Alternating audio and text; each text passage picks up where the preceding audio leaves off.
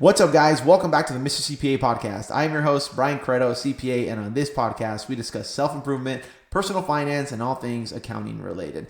All right, guys, today we got a really good podcast lined up for you guys. Today, I'm going to discuss why social media lied to you. I'm going to discuss a topic that has really bugged me, especially in the past few years, how social media has played such a big role in pretty much in our everyday lives.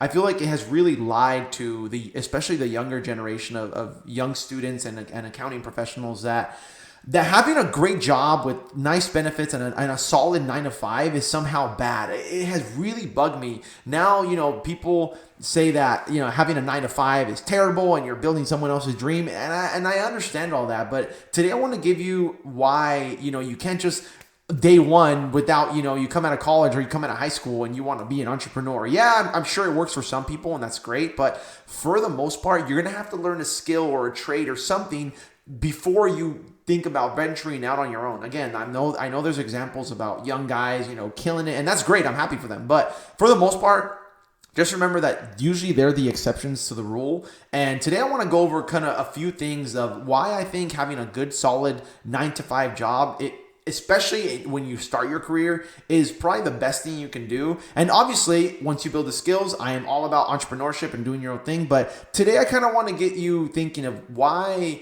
a 9 to 5 maybe isn't the worst thing that you can do. So the one thing is that, having a 9 to 5 job is really the building block of learning how to do stuff. I'm going to give you guys a perfect example.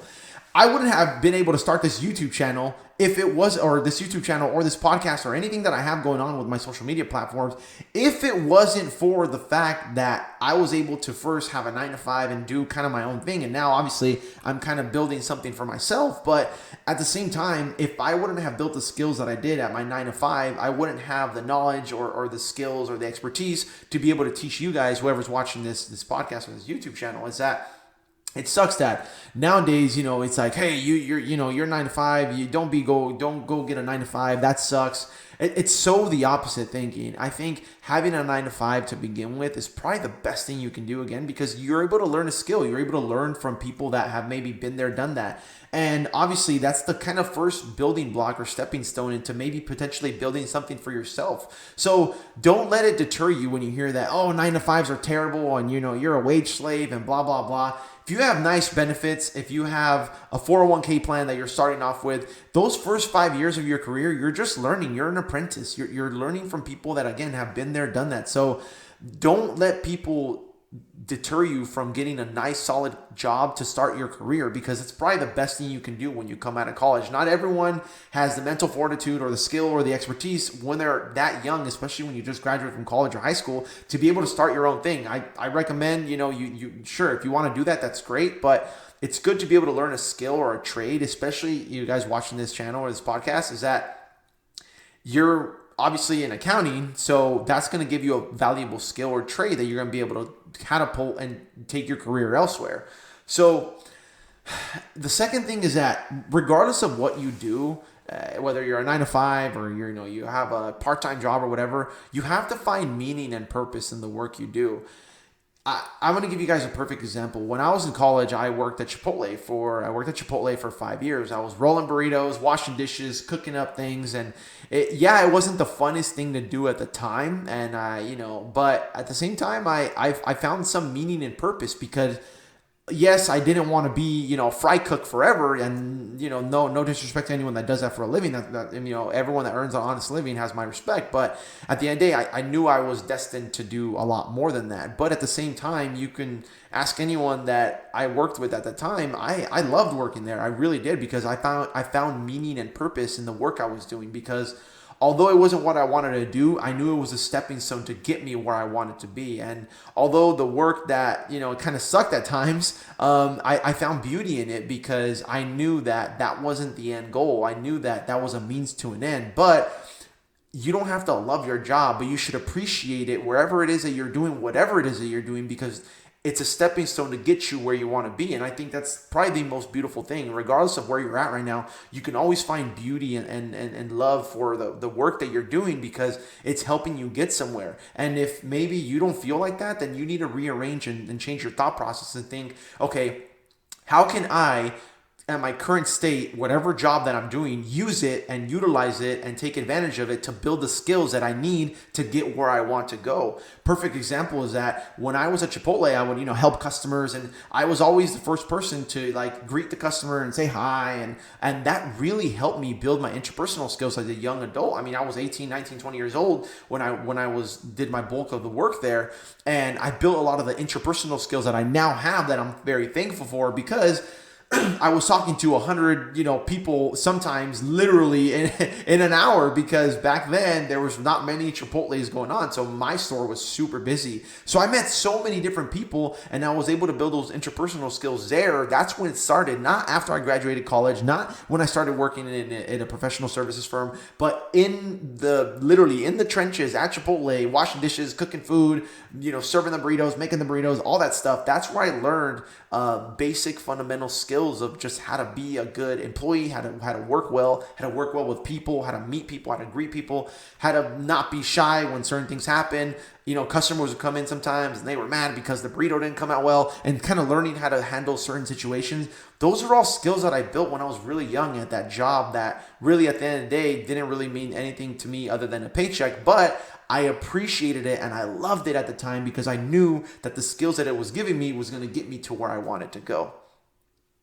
So a third thing here is that you are trading a piece of your life for the work you do. So take it serious. One of the motivational speakers, or kind of the self-improvement, in my opinion, who started the whole self-improvement space, Jim Rohn, he says that, and that has always stuck with me, is that no matter what you're doing, you should respect your job, because you're trading a piece of your life for the work that you do. And that is so true.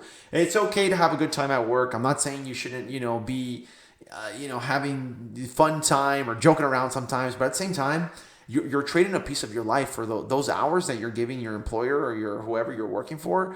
That's a piece of your life that you're never going to get back. So take it serious. Take it serious. Have some level of respect for the work you do, because at the end of the day, it's all trading a piece of your life for that work. And hopefully, as I said earlier, hopefully those hours that you're putting into whatever it is, whatever work it is that you're doing, you have some type of goal or something that you're taking advantage of that job. Just like they're taking advantage of you when you work for them, you take advantage of them. And I always say that it's a two-way streak with employees and employers, is that yes, they're getting your time and they're getting your work, but at the same time, you benefit from them as much as you can.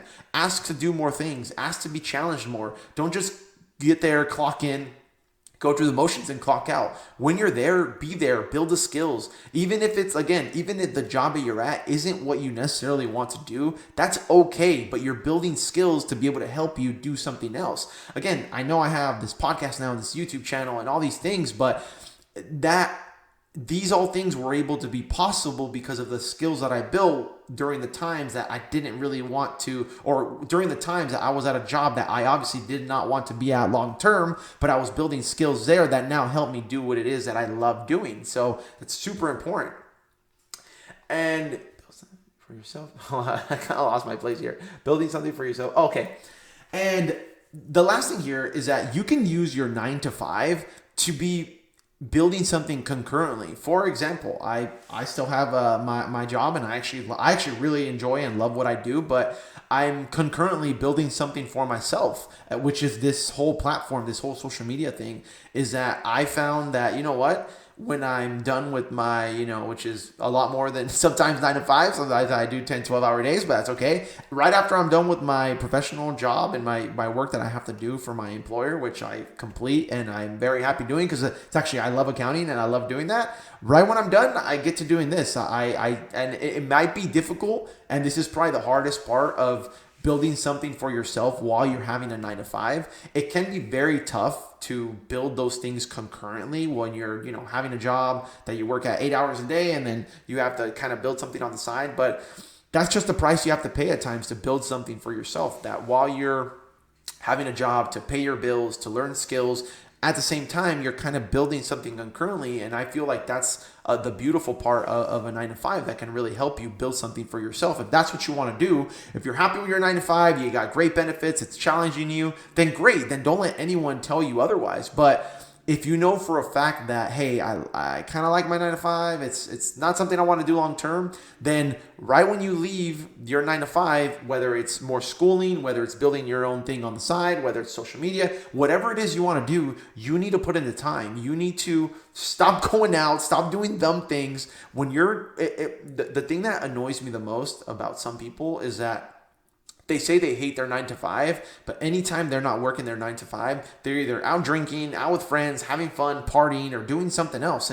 And your actions need to reflect your mouth, because if you're complaining all the time about how you hate what it is that you're doing and you're not doing anything to fix that, then I can't help you, because you're not doing the things that you need to do. If you leave your 9 to 5 and then you start, reading and start meditating and you start doing certain things in order to put you in another place, then that's great. And what's great about a 9 to 5 is that you can do that, make the money, pay your bills, learn some skills, and at the same time, concurrently build whatever it is you want to do on the side. And hopefully, it gets to a point where, your side hustle starts making more, or if not the same as your current job, and you can, transfer or maneuver that or go to your side hustle full time. Obviously that's the goal, but sometimes that doesn't happen for some people, and that's okay, because the person you're building through this hardship, this discipline, this work, this amount of work that you're doing, I guarantee you are going to be so much happier than other type of person that spends their free time doing things that aren't building themselves up to the best person they can be. So, all right, guys, that's going to be it for the podcast today. If you enjoyed the podcast, please make sure to hit the like button below, and also don't forget to leave us a review on Spotify. Leave us 5 stars if you found this helpful. Until next time, work hard, dress well, peace.